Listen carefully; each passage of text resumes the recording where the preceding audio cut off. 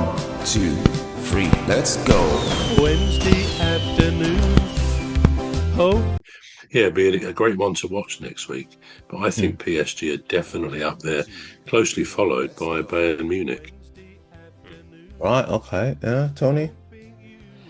Same thought. I mean, best team tell in this current moment, definitely. For years, the best team in the world.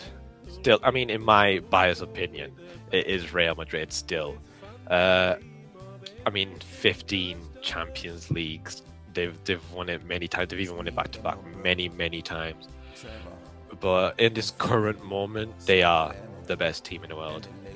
I've always said whoever comes out of this fixture between PSG and Bayern will win the Champions League. Because, in my honest opinion, I don't see Atletico Madrid winning it, and I don't see Arsenal winning it either. So I always see whoever beats each other now are definitely going to be the champions of the Champions League, 100%. Because they're both good teams, very good teams. Bayern have a good record themselves. They've won it 6 times. PSG have a very good squad, and they're very disciplined. Like I said, Luis Enrique keeps his squad like an army, more or less. They're all very disciplined, and they all know their roles. And it's very hard to break down Luis Enrique, his tactics and everything. That's why when it came to last night, it was literally 2 great teams going at each other. So it was always going to be a great fixture regardless. So like I said, whoever wins that fixture at the end is definitely the champion. Okay. Now here's another quote from Luis Enrique. Not that we're monopolizing him, but I'm just confused about what he said here. So this is a quote from after the match last night. So he said, "We deserved to win, to draw, and even to lose this game." What is he saying there? It's a bit, bruv. Really, just had a drink? Well, it sounds a bit of a strange quote. I'm assuming you've read the quote. You've read the quote correctly. I have. But I have. Yeah, I'm not. So can you repeat it? Just say it once more in case I misheard what you said. So he's saying we deserved to win, comma, to draw, and even to lose this game. So it's a bit of a strange one, isn't it? What is he saying? I kind of understand what he's talking about. Okay. Even like TT was saying last night, it's from a defensive standpoint terrible. It was like you have a goal, you have a goal, you have a goal. In that type of situation, it's not really good for either team. It's showing that you're both defensively not capable, which is which we both know is not really true. They both have good defenses. So what happened last night purely down to who knows really. So that's why I understand what he says. We deserve to lose, we deserve to draw, we deserve to win, because it was action both sides. It was box to box. But, it was. I understand where he's coming from in a sense. It's interesting because Harry Kane gave quite interesting quotes afterwards. He said that these two teams are very high quality teams. Have got world-class defenders, world-class attackers, and on the night the attackers won, if you like, won the battle, defence and attack.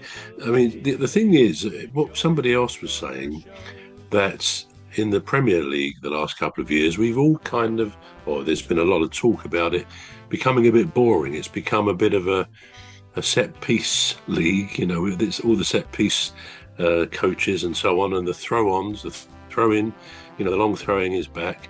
And it's great. I mean, I go to football every week, and I love it. I love the... Say hello to old Mimi, Dr. Gladys and Rose, 3 beautiful ladies who join us on our shows. There's one other bro, sometimes joins us on the show. And I love it. I love the atmosphere and all that goes with it.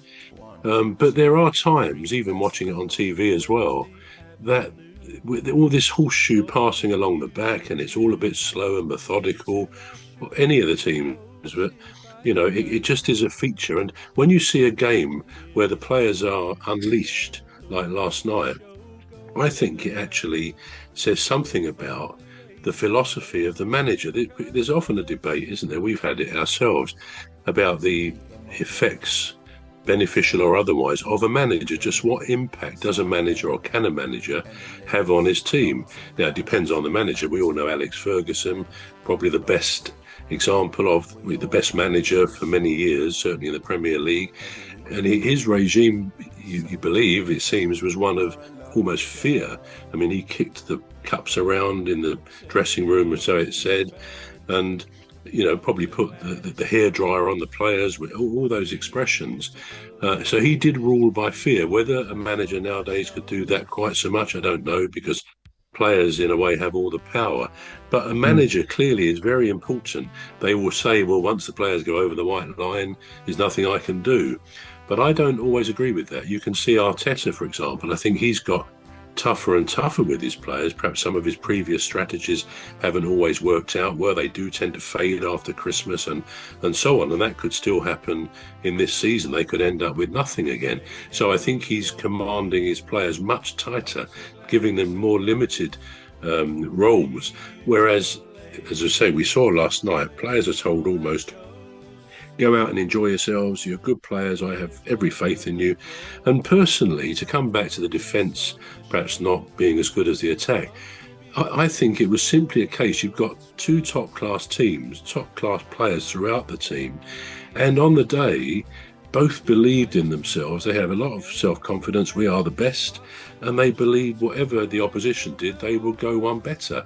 And it was a very unusual, I mean, some have called it the game of the century so far. It was phenomenal to watch. And you think, well, wouldn't it be great to watch football like that every week in the Premier League? And to be fair, there is some good football there. But I think the manager has a much more pivotal role on what we see on the pitch, because the players are limited really and restricted by what they can do under very strict instructions. When they go in at half time, they will have a cup, perhaps not physically, but they will have something thrown at them, perhaps almost in the words, for not doing something that they were told to do. So I think there's a bit of fear still creeping in, and you see that quite a lot. So yes, yesterday was refreshing. It was brilliant to watch it. The atmosphere there must have been fantastic, and it shows you what the game of football can be.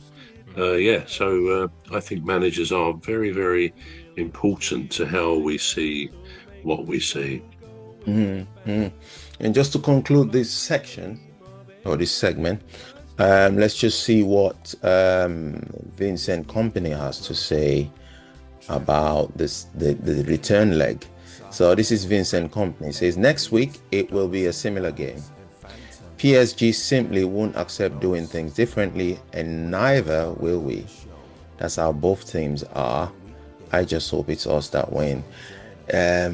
So we're in for another thriller. Yeah. 90 minutes Absolutely. thriller again. Yeah. It shall be interesting to watch. So this is all we've got time for on this segment. So we're going to go into the next segment, Tony, which is another 40 minutes long. Do you want to conclude for us, bro? Yeah, okay. Well, this is the end of our first session, and we've covered a few things more to cover, though. So join us again straight away. I'm Trevor Gear, and he calls me Bruv. And I'm Emmy Hikins, and he calls me cousin. We've got Tony the Enforcer here.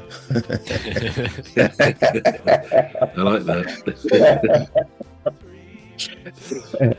Right, so stop the recording.